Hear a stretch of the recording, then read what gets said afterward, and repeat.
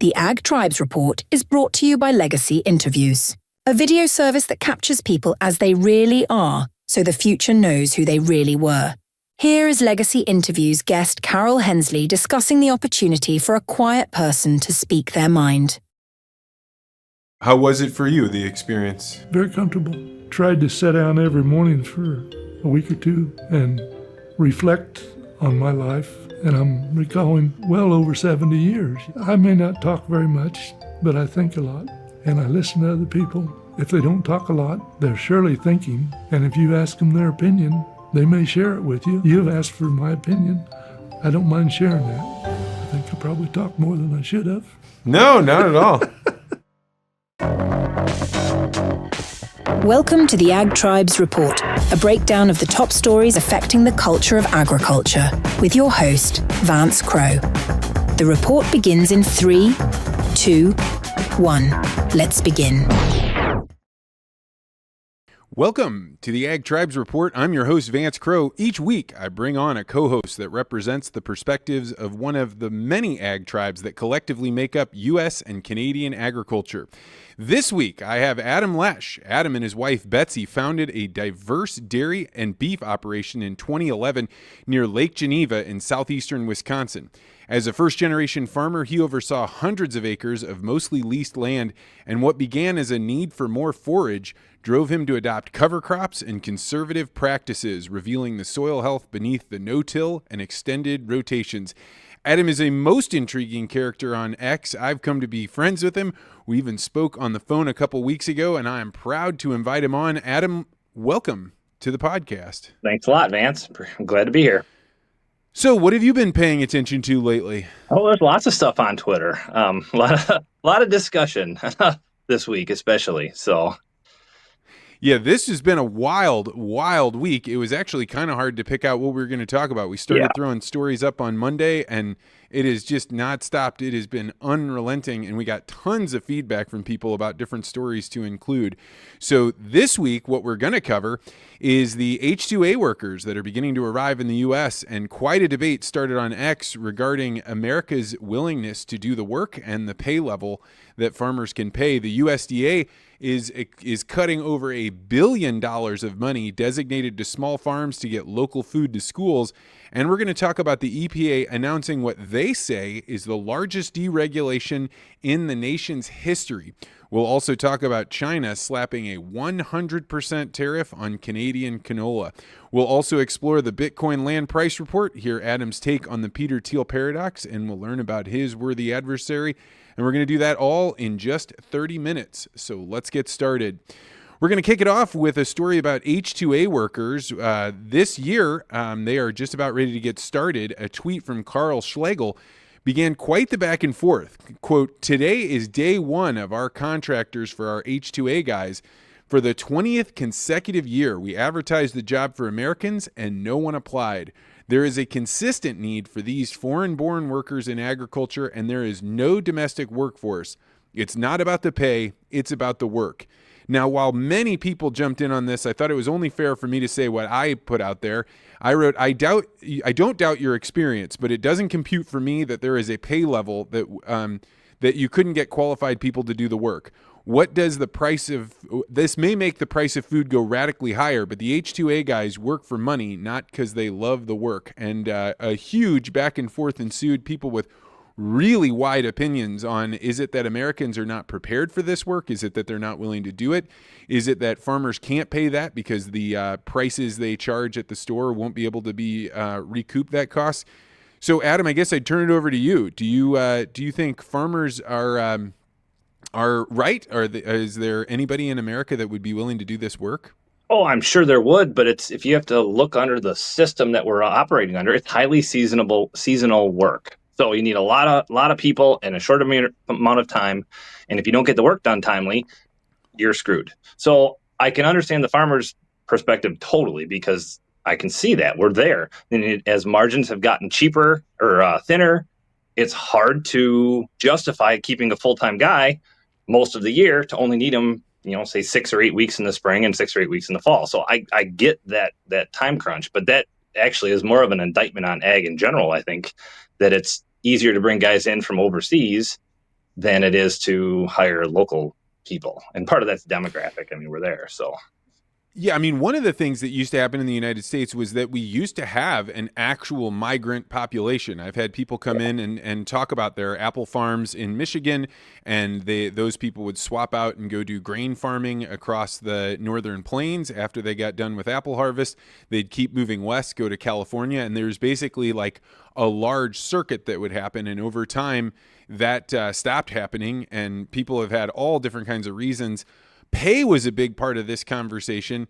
Do you think it's that farmers cannot pay American workers enough to be able to get them to go out there and do that brutally difficult work? So I know that there's some serious issues with as far as how to bring the H-2A workers in. You have to provide them with housing that has to be up to a certain standard, and then there's a minimum wage that they have to get paid. It is not a cheap program at all.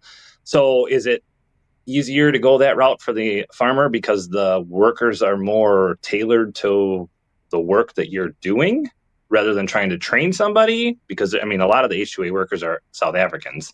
There's a lot of issues there. It's a tough deal, because if you paid a guy enough, you could find the help, you would think, but then your margins are shot. So I can see both sides. It's a tough deal. Yeah, I mean, and it seems to me like when people made a great point that if you're sending your money home, whether you're from South Africa or you're Mexico, you're able to really have a dollar that's valued much higher than the other currencies, and so you're sending money home, and maybe 5 years worth of work here in the United States is worth. Some people said it was 18 times as much, and I don't know if they were just being hyperbolic, but it's really hard for an American worker to compete with that when the standard of living, what you're able to purchase back home with that money, is so much higher. Well, and think about it. The dollar touched what, $1.109 here on the Dixie a few weeks ago or whatever, and now it's down to 103. So yeah, think about the currency exchange rate there. It's pretty wild. Yeah, I think the conversation was good because this is something we need to talk about. I personally believe that the biggest challenge to being able to keep American workers going on ag land is that inflation just keeps going. The value of what you can buy within the United States with the wages that people are earning just keeps going down and down and down. And when you compare that to what they could make in their home country, and until we fix the money, we will not have a stable American agricultural migrant workforce. When you have the world's reserve currency, your number one export is dollars. I mean, that's just the way it is. On to headline number 2. The USDA cuts more than $1 billion in purchasing for local food. This week, the USDA slashed 2 major programs, cutting over $1 billion in annual funding. The Local Food for School program, worth over $660 million, helps schools and child care centers by buying fresh local food for kids. That's now gone. And the Local Food Purchase Assistance Program, a $500 million program, supported food banks in underserved areas.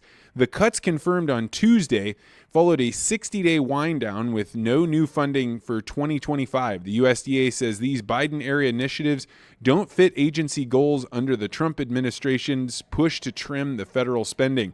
I had a chance to speak with Steve Straisheim, who we had on the show a few weeks ago, and he said he had looked into doing the program, but the money was allocated in October, long after his crops had been grown, and he felt like the program wasn't thought through enough. There were a lot of details that just were too shaky for him to get into, and he also said there was that while this really worked for a lot of direct-to-consumer farmers, so that we're able to now sell vegetables and meat directly to schools, those schools bought a bunch of equipment, and now that, because they weren't serving fresh vegetables before, so they've made investments. Farmers that were relying on this money made investments. That's all gone, and people complain about that. But at the same time, they've got to make cuts somewhere, and it didn't fit the initiatives. Adam, is the U.S. doing the right thing? Are they cutting out waste and fraud by cutting these programs, or are kids going to go hungry? I'm not so sure it's waste and fraud or just poor allocation and malinvestment. So there was a lot of issues with that program, a lot of stipulations. So Steve is right on that. I actually listened to a webinar about it, and it was started in like December and March of 2022. So right after the pandemic. So it was a response to the pandemic's breakdown in supply chains. So we don't really have those as much anymore. And then some of the issues with the machines and stuff being bought, it stipulated in there that the only thing they could buy was minimally processed food, and from underserved and underserved producers, or the type of deal. So it was all, there was a lot of administration things too. It was a convoluted program that served its purpose, I think, and should be done away with going forward.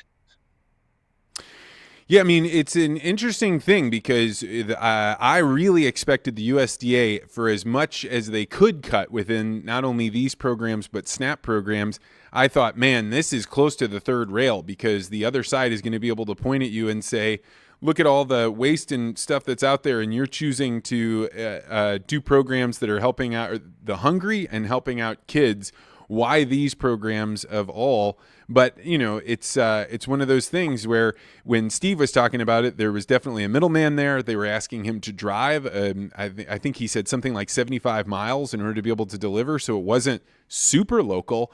It seems like they're doing the hard work of making cuts that are going to be pretty uncomfortable and maybe kind of unpalatable to the rest of the society. There was a lot of convoluted. They defined local as within 400 miles. And across state lines, you could, there were certain jurisdictions, like if you were within the state and it was over 400 miles, they would eliminate that. But then how the program got administered, it was up to the state. So they would put a block of money in a state, and then they actually had stipulations on if two or more entities wanted to administer within the state, they had to work together. So there was just a lot of bureaucratic back and forth, and it was not an efficient way to administer a program, I would think. And the question I have is, what's stopping schools from buying local now? Yeah, I mean, I think one of the biggest things is they are not set up to do any kind of cooking. The labor that they have in there, the equipment they have in there, they are really just doing reheated of highly processed foods. Yeah. And so I don't think anybody's against helping kids get more healthy, more minimally processed foods. But how it gets done is going to be difficult. And in an era where we're trying to cut down waste and it's hard to find labor, I think this is going to be a hard knot to untie. There's a lot of inefficiencies in our food system. Paul Anderson says that the reason that there is not the American workforce is because the problem is modern feminism. Employees want to get work-life balance, and guys start to work, and they get a girlfriend or wife and kids, and the wife has a happy hairdresser friends with a husband that wants a 40-hour-a-week job. So thanks, Paul, for that. That's definitely some kind of a perspective on it. I mean, I definitely can empathize with the fact that there is modern culture does say 40 hours a week, dad is home helping with the kids, mom's there, and that is just not feasible in a migrant worker situation. Right. All right, let's keep heading on to headline number 3. The EPA rolls back more than 31 environmental rules. So far, we don't really know a lot about what the EPA is rolling back, but it looks like truck manufacturing isn't going to have the same EPA regulations. I know that I personally deal with a stupid EcoBoost that's ruining the transmission and turbos on my truck, and waters of the U.S. may be rolled back. We don't have a ton of details, but the EPA, in the most boring announcement ever on what I think is perhaps the most exciting topic ever, which is deregulation so people can get work done. Not a lot of details, but they're rolling things back. Adam, are you afraid of rolling back environmental regulations? No, not at all. Let's inject some sanity back into this. If I know a big play on the farmers thing. I don't have any tractors that run on DEF, but DEF seems to be for emissions one of the big things, or the catalytic burn, EGR valves and stuff on all of that. So yes, you got expensive equipment sitting in a field because it has to run through its little cycle. I can see a lot of frustration there. I just recently on my truck figured out that you could shut off this automatic turn off thing. So you'd pull up to a stoplight and the truck would literally turn off. And then when it would turn back on, then it's like jumping into first, and it's terrible for the transmission. And this was all supposed to be done for the environmental, but like it can't possibly be more healthy for the environment if you have to throw away a transmission after 5 years of using the truck. Or overdo a starter a few times. I mean, some of the stuff makes no sense. So yes, let's get to the basics of what actually is necessary. It'll be fascinating to see what happens with the EPA and pesticide regulations. I did see some people out there talking about how they wanted to see a clearer path to pesticide regulation. Now, there is almost no new pesticides coming to market. And if you can make glyphosate turn into a multi-billion-dollar liability, it is unlikely that people are going to want to put more crop pesticides out in the world, but we're running out of them, right? We like the path to get something deregulated and put into the market is incredibly hard.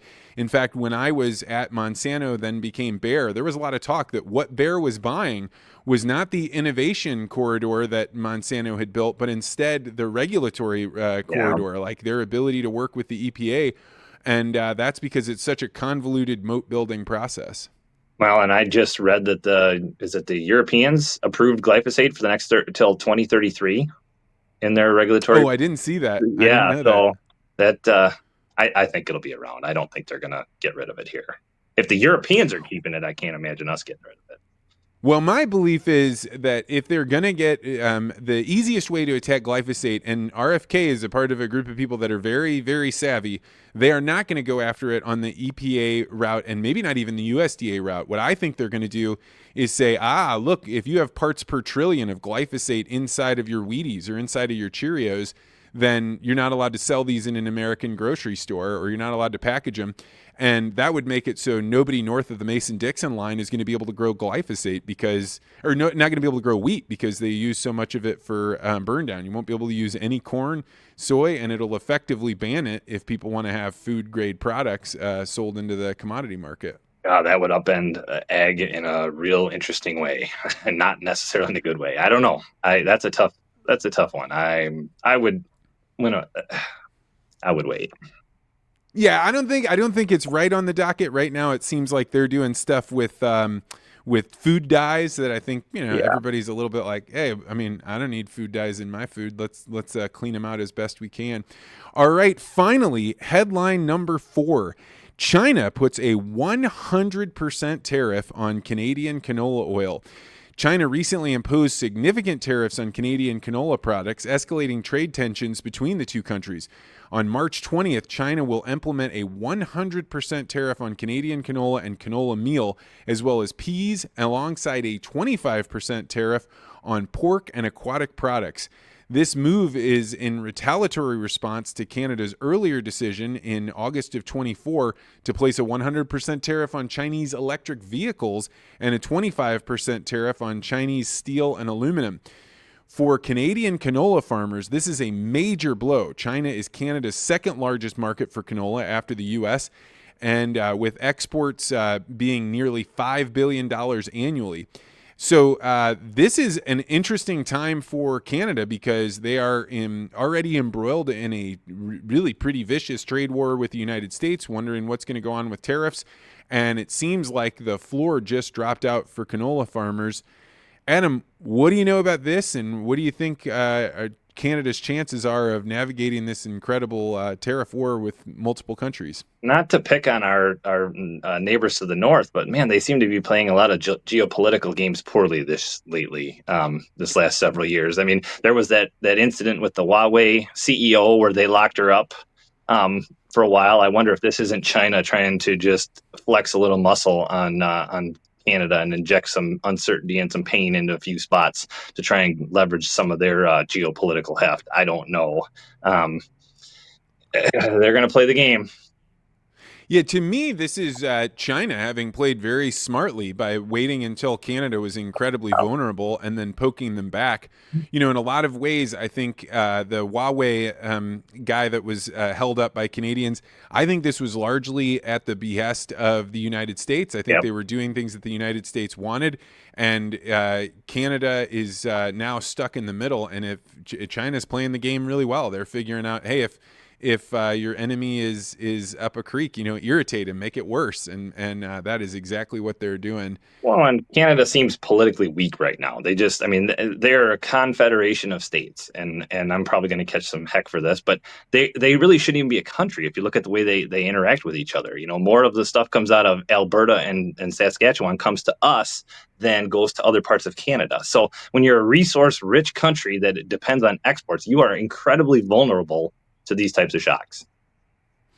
Yeah, I mean, I think I disagree with you. I think Canada's a full country. They probably need to break free from the United States. If they want to be a full country, they really need to break free of United States control. So I'm in agreement with you. One time I was out in Lloydminster at a special ag conference, and the leaders from both Saskatchewan and Alberta told me that when they were building the train lines in Canada, they basically told the West, hey, we will build you these train lines. We're going to get them all set up for you. But when we do that, you are going to have to ship all of your raw materials to us. You're not allowed to have mills out here. And if you build a mill out here, then we are going to take away your train lines. And it really has, it's really kept the West totally beholden to the East. And I think that when we see these people booing the U.S. national anthem and we see Canada, pushing back on this, I think that's a lot more in the East than it is in the West. I personally have heard people at a cattle conference in Canada cheer when the idea of the 51st state was proposed. So I think there is not all that meets the eye there. Well, I mean, they have tariffs between their provinces on certain products. So, I mean, that would be like us charging Illinois for beer or something like that and putting a tariff at the border. That, that doesn't make you a cohesive area. That doesn't help foster brotherly love, Yeah, and I think that the West has seen how much places like Quebec have been able to extort from other provinces and been able to make themselves strong while weakening the other provinces. So I do not think Canada's political problems are anywhere close to over. No.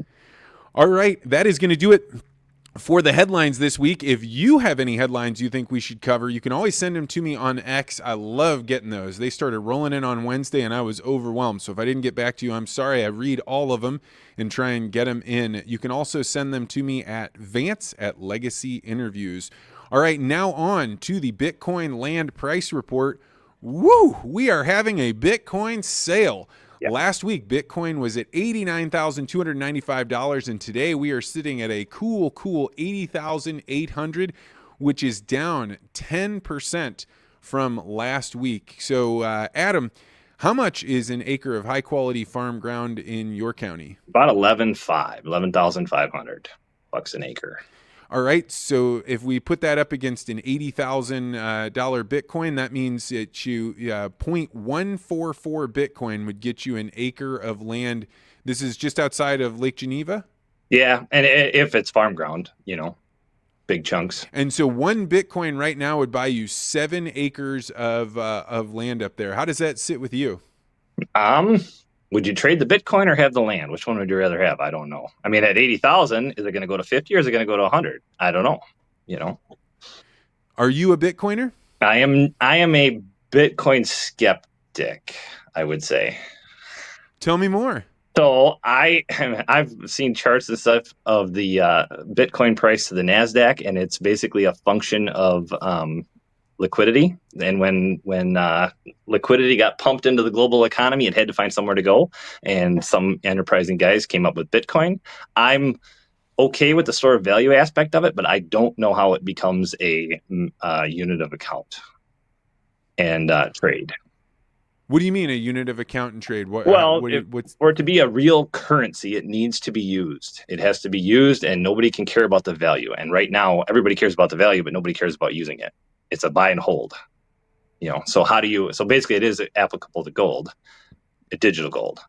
I'm also not wild about the whole Michael Saylor MSTR issuing shares, turning around, buying Bitcoin and raising the price of Bitcoin to buy more shares, to issue more shares. I think that's an infinite money loop. I don't know about that one either.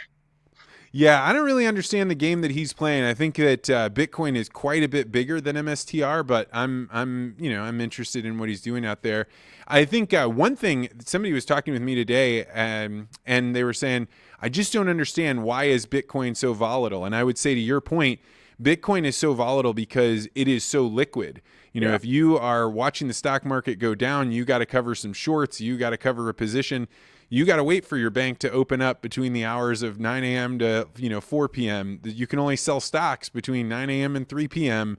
Yeah, you can't sell your house very quickly. But if you need money right now, you can liquidate Bitcoin 24 hours a day, 7 days a week. And so it is always going to be the first place where people demanding liquidity are going to grab it out. And that's going to make the price go up and down. And for long-termers, this is great, right? To me, Bitcoin is just on sale right now, and I'm loving it. Yeah, I'm long cattle, so I'm gonna stick with our friend Jared McDaniel there, and I'm gonna be long cattle and walk it, off the farm right now. Well, if you are interested in purchasing Bitcoin, I recommend River, who's been a great sponsor of the show. I will include a link to River in my show notes, and if you buy Bitcoin there, we will both benefit. You will be helping the show out, and I think you'll get a little bit of Bitcoin too.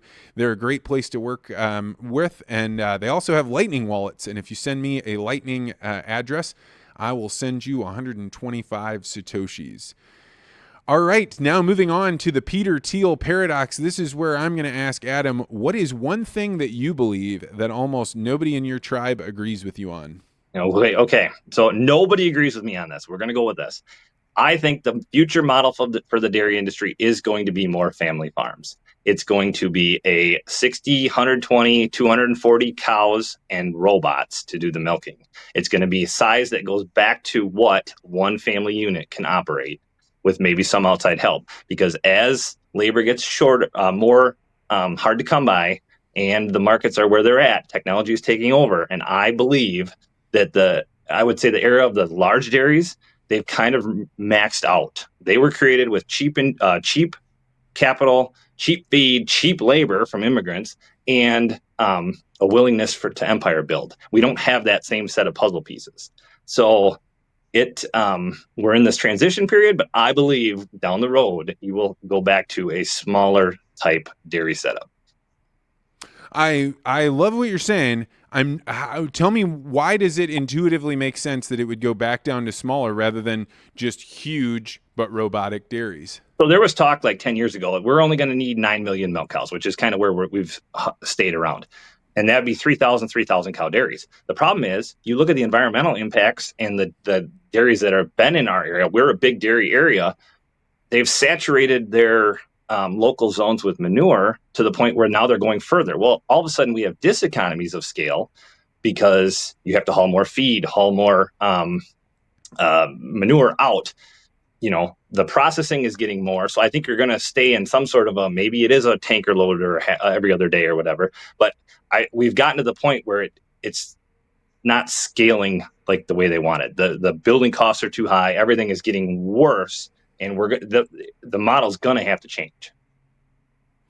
Yeah, I mean, I think I love intuitively hearing about it. And actually, after having seen some of the gigantic dairies in California where you drive for miles and it's not just a feedlot, it's a feedlot of Holstein cows. And it's like, I don't know, something between mesmerizing and horrifying, but you're right. There's no possible way they're able to haul that manure off and use it effectively in the system. So that's all getting shifted out. So I love what you're saying, and I think you're right. There's not very many people that think that is true right now. So I'm going to give you a 9-1 on this one. I think you did very well there. Yes. Thank you. All right, moving on. Now we're going to talk about Adam's worthy adversary. We do this because it is so good to get out of our little echo chamber bubbles. I know that when I started the worthy adversary list on X, I just kind of thought it was like, I'll put them all here. But now that is my go-to list because it is filled with people that I hear and encounter ideas that I do not already agree with. So, Adam, who comes to mind when I ask you who is one person that you respect but you disagree with? So there's a guy named Kelly Newenhouse on Twitter, and I've not interacted with him much, but he has a fantastic story about how he got started farming. He's got a whole, his pinned tweet is all of that, and I love that. I really respect him. But he is from Iowa and big time on the biofuels, ethanol, corn growers association, and I just fundamentally disagree with a lot of that. What the corn growers and such are pushing. I understand they're a trade group. They have to do that. But you start to look around the landscape and you go, is it really working? Is it really helping us? I mean, the ag population is just getting older and we're kind of hollowing out parts of rural America in ways that there's not as much opportunity. So can we look around at some point and go, maybe this isn't working instead of just keep pushing harder and harder and harder on SAF and carbon capture and all of those type programs? I mean, it's good to be asking those and pushing on them. I know that one of my good friends, Keaton Kruger, who's involved in some of these organizations, always says, you can criticize them, but if you show up and you start voicing your opinion, they have to respond to what you're saying. And so his pushback on anytime somebody is critical of corn growers is saying, have you shown up to a meeting? So I guess I would throw that out to you. Have you? I have not, but I'm involved in the dairy side. So, because I agree with that, you have to do something. So stay involved in the dairy, and I don't grow that much corn. We're more forage based. So, well, speaking of the sustainable aviation fuel, there's a guy on X that goes by Theta Farmer. Well, I'm assuming it's a guy. I don't know. And I would say he is probably my most recent worthy adversary. I see a lot of his stuff. People interact with it. But Grain Stats put out a tweet about the Chuck Grassley talking about how, hey, I'm meeting with all these guys that are going to make sure that sustainable aviation fuel keeps going out there. And what they're really saying is we're going to create a mandate that makes it so everybody that flies has to use sustainable aviation fuel. And then Theta Farmer was saying, hey, you may, if you're a corn farmer and you don't support this, you are making it, you're shooting yourself in the foot, essentially. Because he's saying, the prices won't keep up, and we need that demand. And I fundamentally disagree with that, but I think that Theta Farmer has a lot of interesting things to say on other topics. I think guys get locked into their model, and then that's all that they can see. They get tunnel vision. Now, and I understand if you're only locked into growing corn and soybeans, you're scared right now because the margins aren't there. And then suddenly a tariff gets slapped on and you lose $1 a bushel, and that's big dollars. So I can understand where the fear comes from. I guess I've been in the dairy industry, we've been so at the whims of the wind and the markets, and I mean, the PPD thing and the COVID thing and everything. Bring it on. I can survive this. We'll figure it out as we go and embrace the volatility. But I can understand if you were really locked in, each situation's different. It could be a little scary out there. Yeah, and I was reminded by a couple of my friends when I was pointing out, man, people seem to really be getting hot on X. And they're like, yeah, well, I mean, with corn prices where they are, with the volatility, with tariffs coming, somebody might be able to already have their seed paid for. They might already have their equipment, all lined up. But going into the banker and talking with them about an operating line is going to be tougher with $4 corn and with the volatility in the market. So I believe that we'll probably see some steam be blown off. It's probably a good time to be really gracious in talking with people as they have strong opinions. I feel like we're at the end of this model. So if SAF is the only way we're going to increase corn acres and push that model further, because what do guys do? They grow corn. They try and increase every bushel they can. Where does it end? Like, where's the end game here? And I think that's what a lot of us on Twitter are starting to figure out. It's like, okay, what's the end game? More SAF and more corn and more big farms? Like, what's the end game here? Where are we going?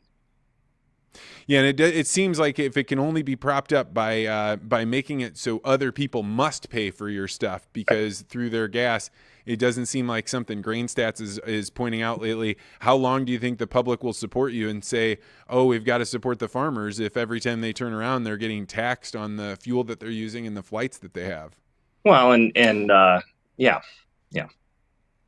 Well, that is going to do it for tonight's show. Adam, if people wanted to interact with you, learn more about you, where would you recommend they go? Twitter at AdamLash1, and you'll find me. I'm not shy about voicing opinions, and I welcome the interaction because there's 3 tweets you put out: the one you thought of, the one you wrote down, and the one people read. And that's what leads to Twitter, making Twitter such a good place. I agree. I mean, and even when you get in the tussle, like the tussle I had about H2As, like you learn stuff, you hear stuff you hadn't thought of, your arguments, at a minimum, your own argument is going to get better because you're hearing people disagree with you, and that's what makes it a great place to be. All right, well, that's going to do it for the show. If you have been thinking about doing a legacy interview, we did just a spectacular one with a woman whose memories weren't all that clear. She had to, really reflect today, but her advice for future generations, what she has learned along the way, was truly profound. And I have to imagine that her children, grandchildren, and great-grandchildren will be so much better off because they were able to capture some of that wisdom that I know the people that were listening in the other room told us, like, that stuff I'd never heard before, and I'm so glad we got it captured. If you're interested in having me sit down with one of your loved ones, go to legacyinterviews.com and hit the contact form. You and I can have a conversation about what you want to capture and how we could do it, and it's a great experience. Also, on the show notes, I'm going to throw in a link to River where you can buy your Bitcoin. That's going to do it for the show. Thank you so much, Adam, for coming on. And as always, feel free to disagree.